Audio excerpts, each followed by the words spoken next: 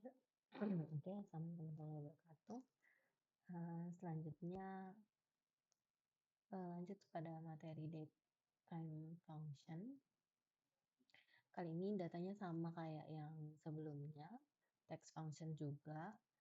Cuman yang akan kita gunakan adalah cuman application date and time aja. Jadi yang ini bisa kita hide dulu. Kemudian karena datanya udah berbentuk seperti ini, kita bisa langsung month, day, year-nya kita bisa pakai date. Oke. Kemudian ini untuk date kita pakai month, karena month kita langsung pakai month. Ini oke. Day, kemudian ini day, langsung dulu, dan juga year.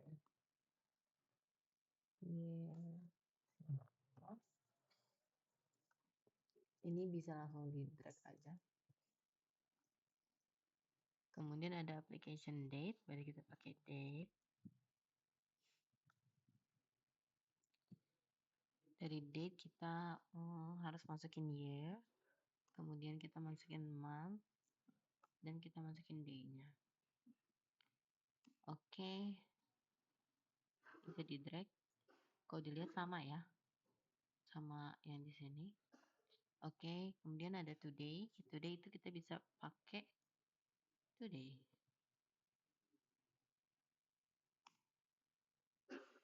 Today adalah tanggal 11 Mei 2026. Oke. Kemudian ada days since applied. Ini kita bisa pakai function date div. Tapi date div ini sebenarnya ada functionnya. Cuma dia nggak pernah ada di listed gitu. Kalau jadi kita nulis date kan biasanya, atau kalau misalnya kita nulis count, biasanya keluar nih. Count keluar, count keluar, count dan lain-lain. Nah kalau date ini keluar cuma date value sama e-date. Kita nggak bisa, si date div ini nggak keluar, padahal function ini ada. Jadi functionnya bisa berlaku kalau tahu aja gitu, karena dia nggak di listed di Excel-nya. Oke, isinya adalah dengan application date-nya, date buat today-nya atau date yang mau dihitungnya. Kemudian karena kita mau days since applied, berarti mau bentuknya dalam bentuk days, berarti kita tulis date. Oke. Days since applied-nya udah 1000 hari lebih. Oke. Ini karena kita mau drag ke bawah, ini di lock dulu.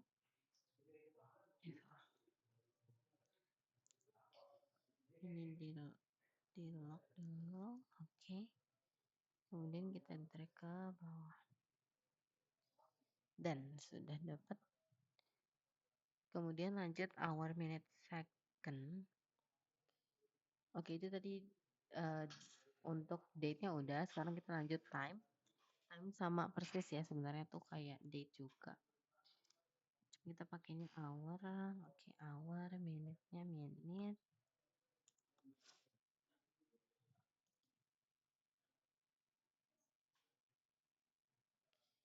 Oke, nah secondnya ini kan di sini sebenarnya nggak ada tulisan secondnya kan. Tapi sebenarnya di datanya tuh udah ada data second. Jadi kalau kita masukin secondnya, dia juga akan keluar. Second. Oke. Sip. Ini bisa kita drag juga. Kemudian application time-nya sama, tinggal hour.